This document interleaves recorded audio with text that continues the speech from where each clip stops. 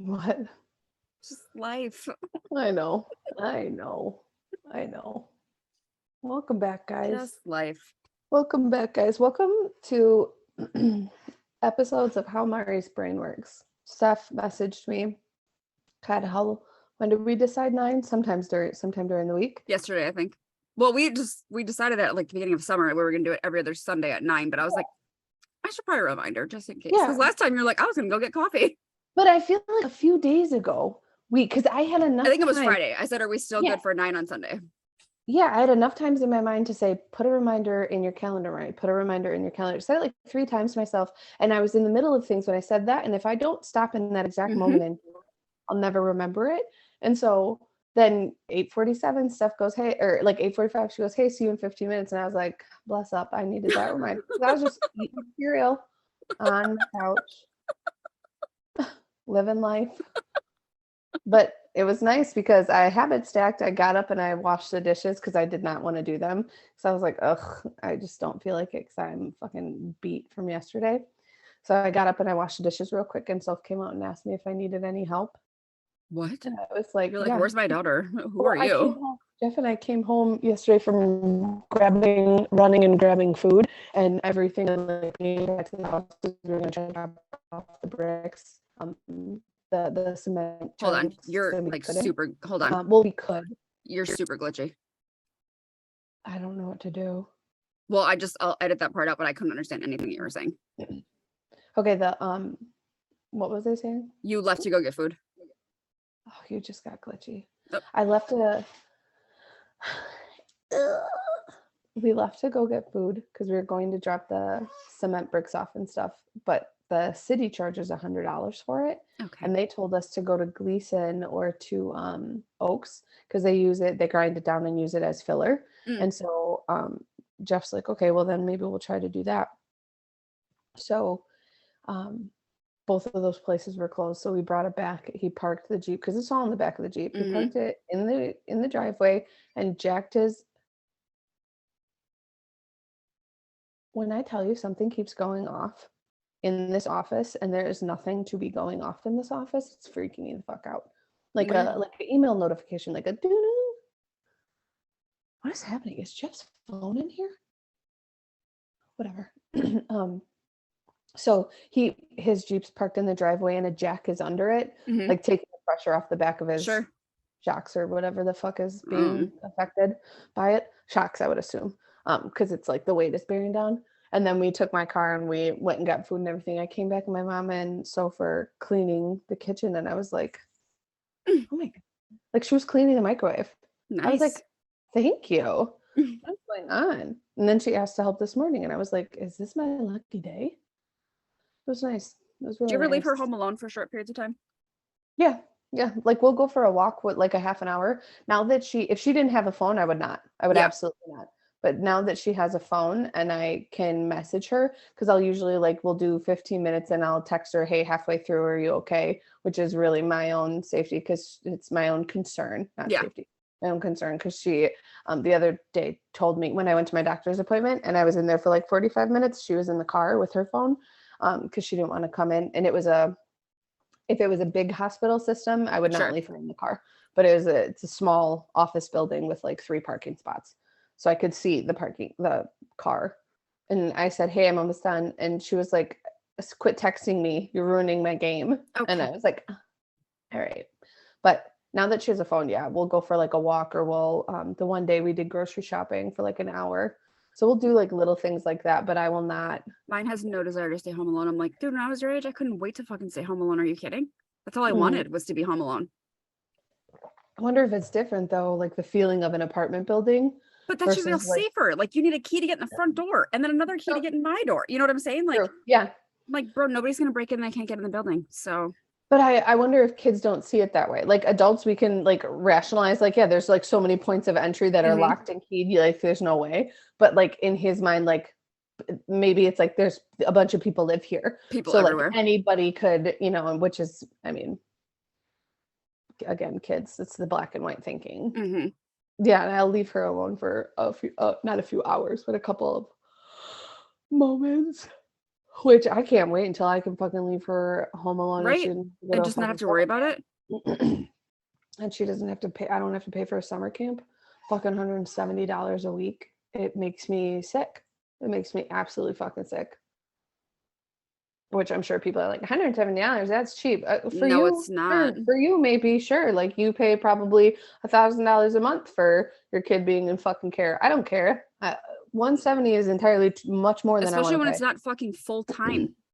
Mm-hmm. Daycare period is outrageous. It's a fucking end of story. It's a Ponzi scheme. Like, literally end of story. I get it. They have a big responsibility to take care of somebody's kid, but like, let's be honest. Well, and they're not getting it. Like, the teachers aren't getting it the same way the school system and the education system is, probably $1 billion corporation. You think the teachers are getting paid fair? No. Nope.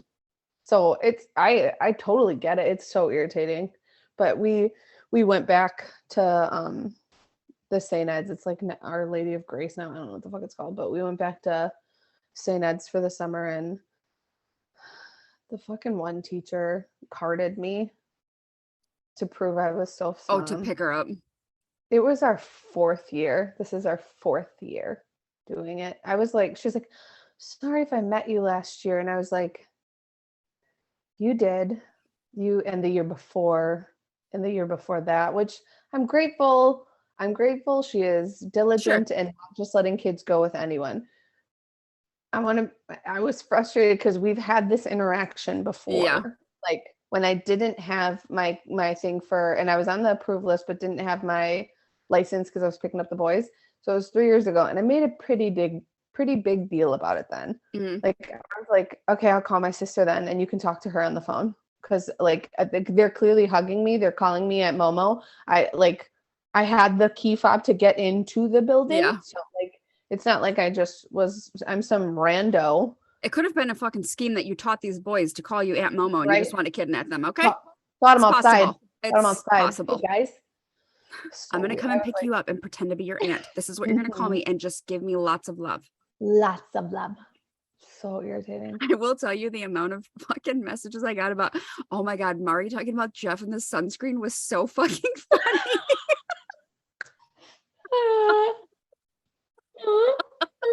Because one of our listeners, her son is biracial, and she was like, that happened to Ethan, and I had to get different sunscreen. I laughed so I've never, and here I was thinking I was doing my due diligence. It was a good, clean brand. Sure, yes. He has psoriasis. His skin is so sensitive. Yeah. Like, he gets, like, I make him in the summer, I make him a tea tree spray to help keep the psoriasis at bay. Because does sun make it worse or better? So it depends. So on his back, he gets spotty like a leopard. Yeah. If he like is sweaty, like in his shirt and sitting in the truck, and it's just like constant, Yep. The sun will help that. But I feel like sometimes the sun will dry him out, and he'll get real spotty, like right here. Yep. But if he does his tea tree spray, which I just mix tea tree and water, and he just sprays it all over after every shower, like, it seems to really help. It's a bacteria killer. Tea tree is. Yes.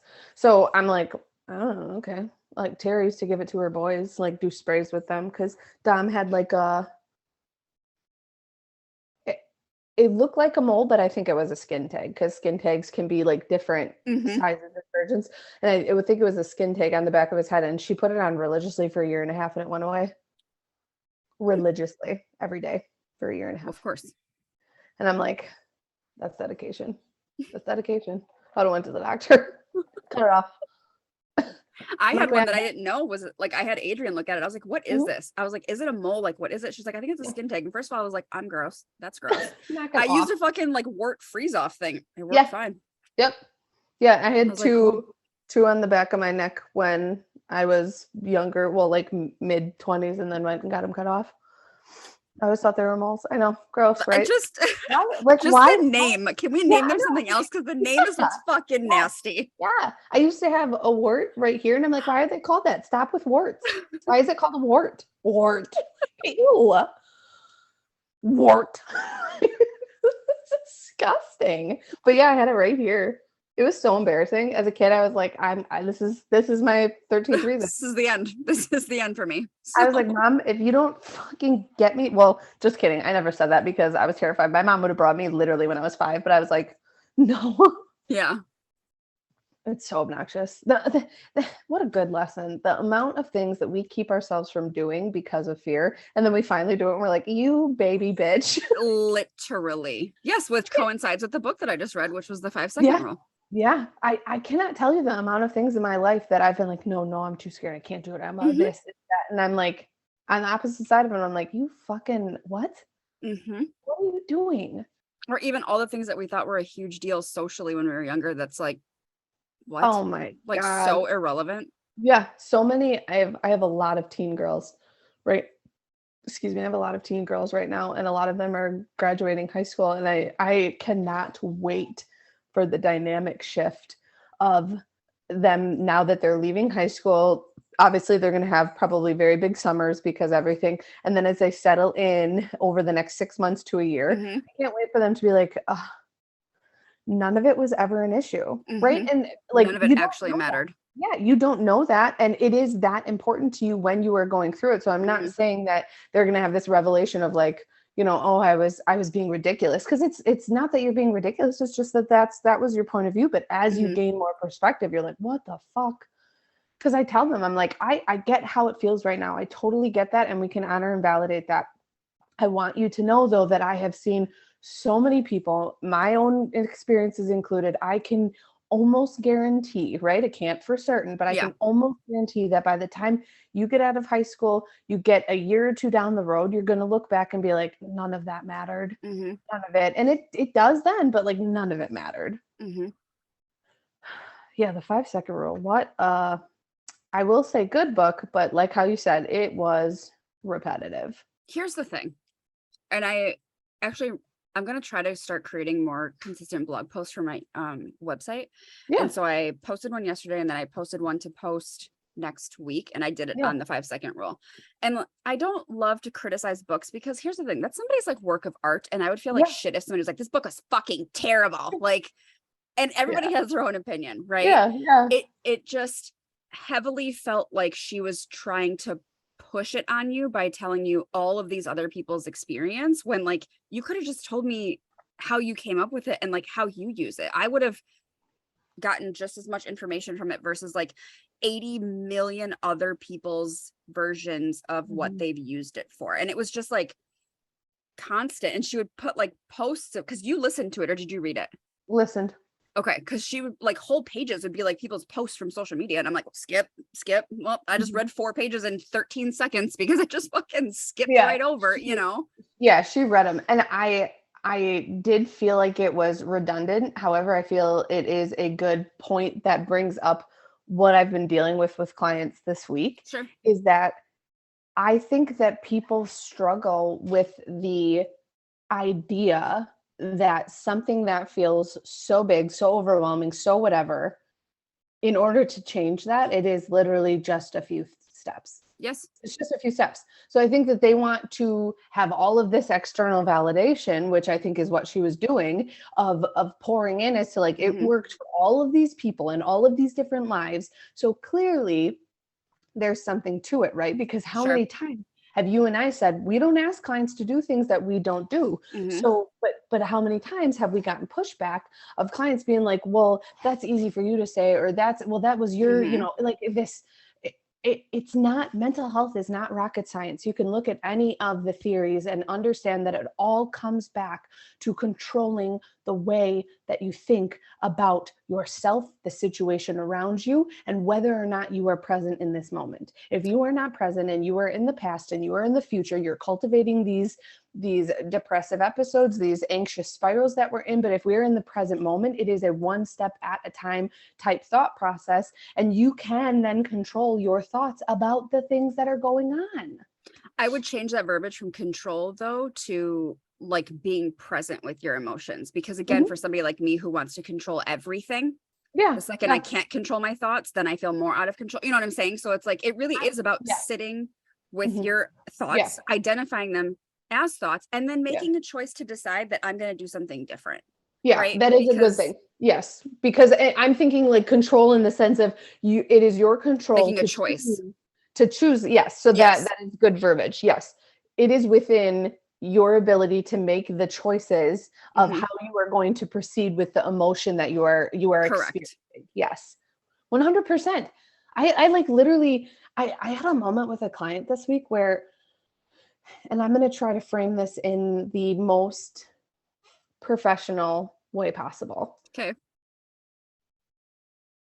I have seen this client for a long time. There was a gap where I didn't see this client. This client is still young. I've seen this client for a very long time. And we're talking about ways to control the way that we respond physically to certain emotions. And so a good example of like breaking it down, I was like, in my mind, which was snap judgment, I was like, I didn't say this out loud, guys. I was like, have you not listened to anything I've said? And the answer is yes.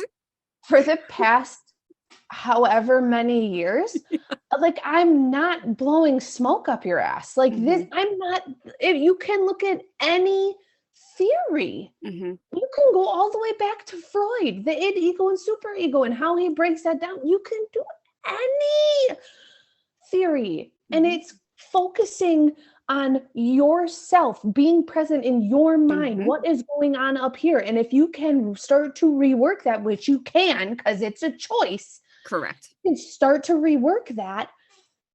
You can start to notice the effects that has on your external environment and the way that you're responding to it. And then I also added in though that our body responds physically to emotions, and that sometimes that's not in our control. That is part of your physical response. Your physiological response. Yeah, your physiological response to what is going on. When I am nervous about something or anxious, my hands shake, my voice shakes, my legs I start bounce. sweating. Yeah, people sweat, people's heart races. So, your body shakes. That is a response that you're going to have that is part of your genetic makeup. So in this wanting to not shake when you're nervous, I mean, there are things that you can do mentally of like, what are you nervous about? What do you, for example, and I think that this person likes to offer a challenge, which I have never backed down from a challenge. This person is saying, okay, like it was talking about going into supermarkets and things like that, and saying, well, I get fearful that I'm going to be attacked in a supermarket or that something is going to happen. And so I said, okay, well, here's how we control ourselves through that. You're trying to control your sorry. So much, and I can't. This is why Steph and I can't sit next to each other in serious meetings and anything like that. Because the second I knew it was going to come out of my mouth, I knew she was going to be like, hello. I knew it. I fucking knew it, dude. Because that's when I've had this conversation with a couple of clients, and at no point am I laughing at that client. Correct. In my mind, though, I'm thinking of you. We're so hell bent on focus on this, but here's the reality of the situation. Like the amount of variables that could kill you in this world at any fucking given time are in the millions. And this is the one that we're choosing to focus on, where you are more likely to leave my office and get hit by a bus. Correct. Like, which is very, very plausible. The likelihood of that happening is high. Like, yes. So I said, well, then you need to walk yourself through what's going to happen. You need to visualize what's going to happen. Okay, I'm going to get up. I'm going to go there. I have my list of things to keep me grounded to that moment. I'm going to get my things, and I'm going to trust myself that if a situation arises, my physical body is going to do what it needs to do to be able to keep myself safe. I can't control which trauma response comes out, fight, flight, fear, fawn. That's not in your control. It's not like you're like, okay, fight. Like that's not how it is. You immediately just go into the response. It's just what it is. It's how your body is designed. Also, can we talk about all the other times in your lifetime that you've been to a grocery store and you've never been attacked? I just want to throw that out there, maybe. And so this was in my visualization of like, okay, if this is our negative thought, first and foremost, we're breaking down the thought. Give me facts that prove that that's true. I'm going to stop you right here because it's a pre-thought thing. So there's no facts because it hasn't happened yet. Correct. So let's move on to time, situations, and examples. You've been able to go to the doctor's office, dentist's office, dermatologist, a supermarket, Walgreens, school, whatever that, and nobody's ever attacked you. Okay. So then we are coming to the reworked thought of I am in control of myself, and that is the only thing I can control, blah, blah, blah. I don't know what it was. And then I was like, now let's visualize walking through what that experience is actually going to look like. You're going to park your car, you're going to go in, you're going to do this, you're going to do that, you're going to come back to the car. What are some things that you need to help you get through that experience? Sure. Maybe having your phone in your hand at all times is really helpful. Maybe having Mace on a keychain would be helpful for you. Like, what are additives that you can add to the experience to maybe be able putting to a sword on your back while you're walking.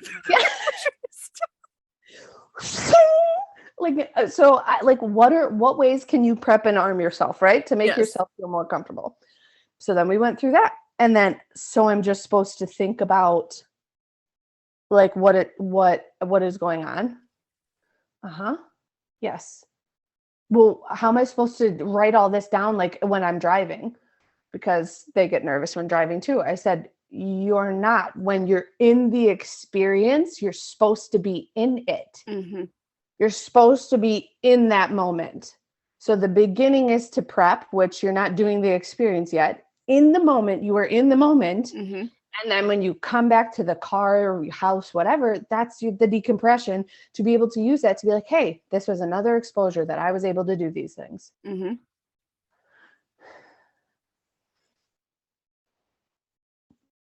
So I'm just supposed to think about, yes.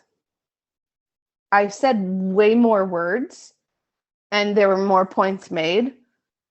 However, yes, you're controlling your thoughts, like focusing on what thoughts you choose to repeat over and over and over again to yourself. That's a choice. Well, so and identifying what's an actual thought, what's a feeling, what's a fact. Like, let's talk about that, because none of these are anxious thoughts. These aren't anxious facts. Correct.